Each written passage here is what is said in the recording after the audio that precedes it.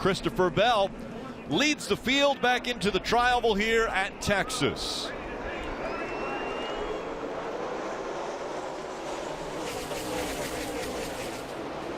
Shane Lee with a good restart on that outside with the 9 of Tyler Reddick pushing him. And sideways, Bell already sideways in front of the field, slides up the racetrack. He'll stay out of the wall. A little contact with some of the drivers behind him as the caution has come out. The pole winner, Christopher Bell, sideways on the bottom of the racetrack to start this race. Easy here. No contact, though. Absolutely unbelievable. Yeah, I mean, it would be hard to believe, right? If you're Christopher Bell, you drive in the corner, you're expecting a lot of grip. That turn 1 and 2 just does not have the grip that 3 and 4 has. A car on the outside of you, pulling the air off the side of your car. Around he went. Left rear looks fine. John Hunter Nemechek, most recent winner in the Xfinity Series in the 42, saw him have to check up. Look again. I mean, that thing came around. It didn't. You know, a lot of times you see a car shake and wiggle a little bit, then it spins out. That thing just jumped sideways. And you heard him say, when I interviewed him, he said these cars make grip right until they don't. And what that means is you can't feel it. The car doesn't get a little bit loose and then a little bit looser. It just snaps sideways and around you go, and that's what we saw right there. Side by side again. As the green flag comes back out and they race into turn number 1. And this time, though, the 9 of Tyler Reddick is taking the outside. Will that pay off? Can he stay on the quarter panel at 21? He cannot. And Daniel Hemrick easily clears him on the bottom. I thought the top was the better place to be. I am absolutely wrong. That's twice the bottom has been the preferred line. At least on that restart, you might be wrong. He might not have got a great restart, yeah, Tyler Reddick. Perhaps. So Christopher Bell still hunting some more points. That's Elliott Sadler right in front of him. Yeah, in 4th. Started 32nd, and this is in 4th. Restarted 32nd. Look at the approach, though. Look how different Christopher Bell is attacking this racetrack. We saw he racing Brandon Jones, and look how it's paying off. I know he's got a faster car as well, but Christopher Bell, look how he turns into the corner. See, Elliott's way out there. Traditional 1.5 mile, big arc. See Bell on the very bottom, left side's touching the white line. Look at the difference getting into turn 1. Let's see if Elliott changes his line, chops the entry. If not, Christopher Bell's going to turn left. The full car width below him, going to drive to his rear bumper, get the air off the one car, drive underneath him. He's done this over and over. To prevent it, you got to turn early. You got to slow down and take that bottom away. I know it's a 1.5 mile paved, but it looks like Christopher Bell is out back at the dirt track, rolling in real low, getting the moisture on the bottom, right? I mean, he's driving it like a slicked-off dirt track, just making sure that no matter what he does, he gets the left side tires to the white line even earlier than the car he's following. We've mentioned it's just a matter of time. This is the final lap of stage 1 before Daniel Hemrick gets a win. He has been in this position many times before. He has won multiple stages. Daniel Hemrick coming through 3 and 4 for the final time in stage 1. This will be his 9th stage win of 2018. Yet to get the black and white checkered flag low. The green and white checkered flag going to Hemrick, Cole Custer, Reddick, Bell, Sadler gaining points from stage 1. Hemrick has chosen the inside line. Reddick on the outside for this restart. And Reddick with a great restart there. We'll see if he can stay to the outside of that 21. And Steve, this time the outside works. That's more what I was expecting. I thought I was just going crazy. It's not just one car, but the 2 Junior Motorsports cars of Reddick and Elliott Sadler clear the 21 and now have the lead. And now, poor Daniel Hemrick is still under attack as the 00 gets by him into turn 3. Here he goes, now Steve. A lot of traffic. Here comes Cole Custer. Looks to the inside of the 9 as they go into turn 1. And Cole Custer, the preferred line. The 35 gets tagged by Tyler Reddick. He slides sideways in front of the 2. Up the racetrack he goes. And the caution will come out. I never touched him. Well, you hear Reddick say he never touched him. So maybe just taking the air off of the back of that 35. I don't think he did touch him. 3 laps to go. Allgaier looking to the inside of Reddick. And every position is a point. This could be a huge break for Justin Allgaier. This caution has eliminated a few of the leaders that decided to pit, and that is why the 7 is racing his teammate of Reddick so hard. He clears Reddick into 3 and now has his eyes set on the 00, the leader, as the 18 forces his way through as well, Rick. Yeah, Ryan Preece in that 18 trying to work his way to the inside of the 9 of Reddick. How about Jeremy Clements hanging in there with these guys? Running in 5th. Christopher Bell has to see this battle too wide in front of him. His eyes have to get big. He might get both of these guys coming with 2 to go. The 20 of Christopher Bell trying to make the move. Gets by the 51. So Jeremy Clements stays up high. Smart move by Reddick just to get to the bottom. Last lap of stage 2. Out front, Cole Custer. Allgaier running 2nd. Again, many of these drivers, including Hemrick, who almost gets sideways, had come to pit road. Put 4 fresh tires on before the end of this stage, and Hemrick fighting to keep that car pointed the right direction.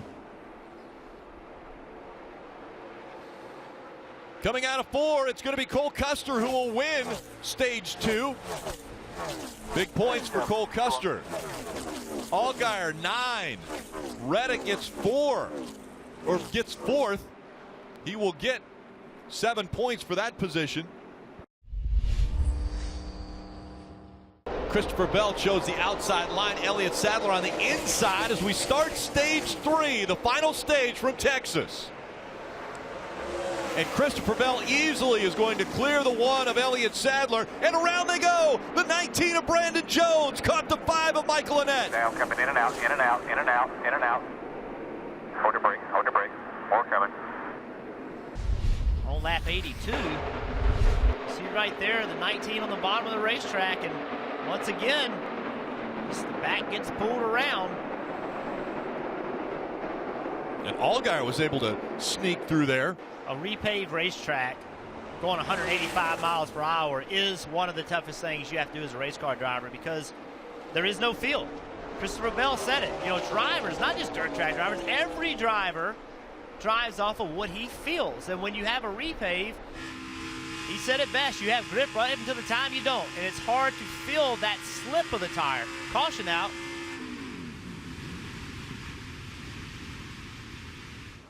And the 11 hard smoke rolling out. You see the damage to the right side. Now, he was involved in an accident earlier.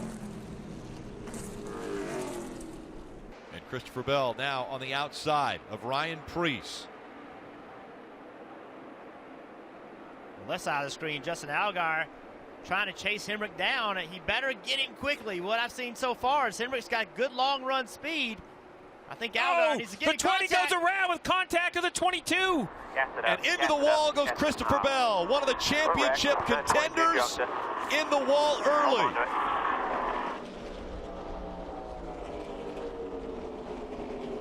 And a lot of damage to the 20.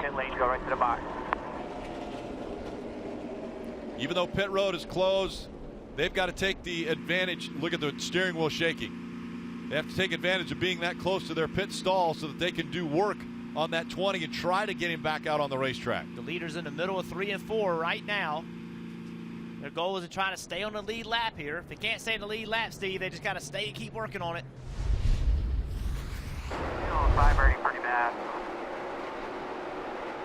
22 up the track. Yeah, Cindric just couldn't hold the bottom of the racetrack. Most of that we've seen in 1 and 2. This time it's in 3 and 4.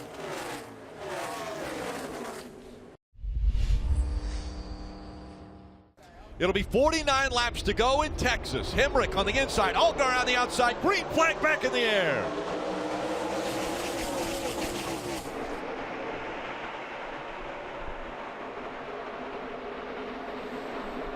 Again, Allgaier charging on the outside, making that higher line work.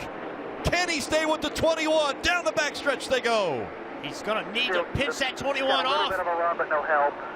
More help's coming bottom. More help's coming bottom. Even. Oh, it's going to get tight down here in turn 1. Allgaier knows he needs to get on that right rear quarter panel.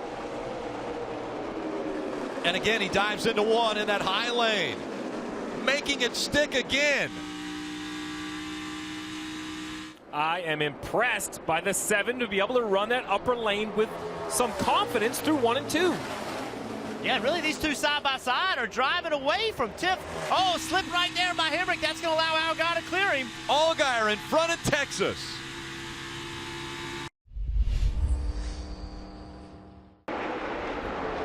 Justin Allgaier continues to hold off John Hunter Nemechek. Both on the same fuel schedule. They both came to pit road at lap 127. Steve told us at the beginning of the show the pit window was probably on the outside 60 laps. If you do the math, that's 73 laps that they're going to try to go on one tank of fuel. Now, we have had a few cautions. Here comes the 42. He's closed the gap now as he goes into turn 1. He'll take the inside line, try to take the lead away from Allgaier. Allgaier got held up with lap traffic, just timing. Just bad timing for Allgaier. Didn't do anything wrong. John Hunter Nemechek, and the caution could come out here. The 16 of Ryan Reed around, and it does come out. Mark it down. Now, instead of coming to pit road, do you shut it off and try to save fuel because you're going to have less than 10 laps to go to the finish? Look at all the damage to Ryan Reed. Take it to the garage. Two teammates. And once again, a car on the outside of another car, taking the air off the 60 car. Jeski driving the 60. Just up the racetrack in Ryan Reed, and nothing new. That's the same wreck we've seen all day long. Custer on the inside, Reddick on the outside. Oh, it's trouble for Cole Custer. Reddick with a good restart.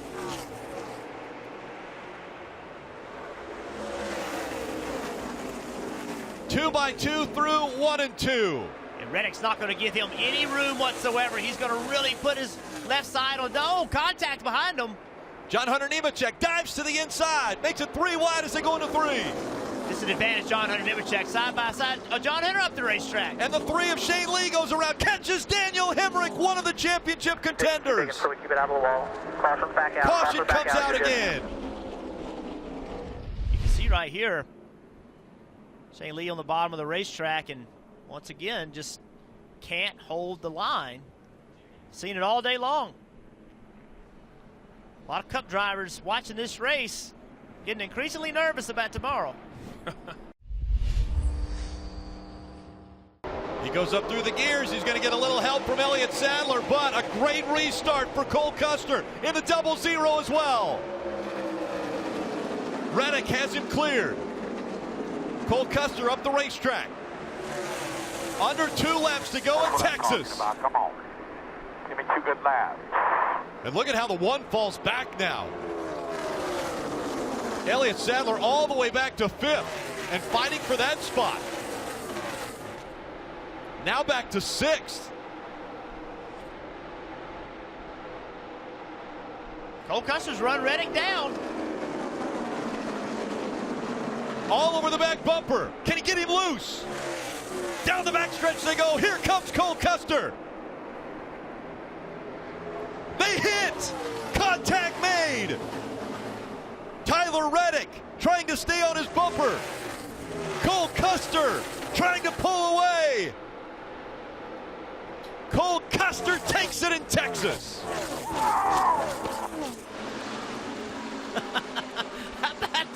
How about the action down the back straightaway?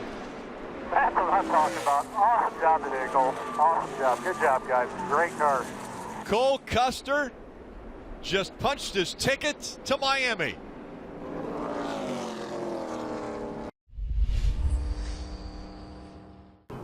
Cole, picking up your 2nd win with a battle to the finish. Congratulations. I can't believe it. The 1 is obviously the best pusher, I think, in this series, and I hated it that he was, I didn't have him behind me, but I think we just did all we could. I drove it in as deeper than I have all weekend into 1, trying to get on his bumper, and it worked out. I mean, I'm pumped for Autodesk, their first time on the car, having it on there. Gene Haas, I wouldn't be here without him, and Haas Automation, so I don't know, I'm pumped. We're going to Homestead, so I think we have a great shot of winning.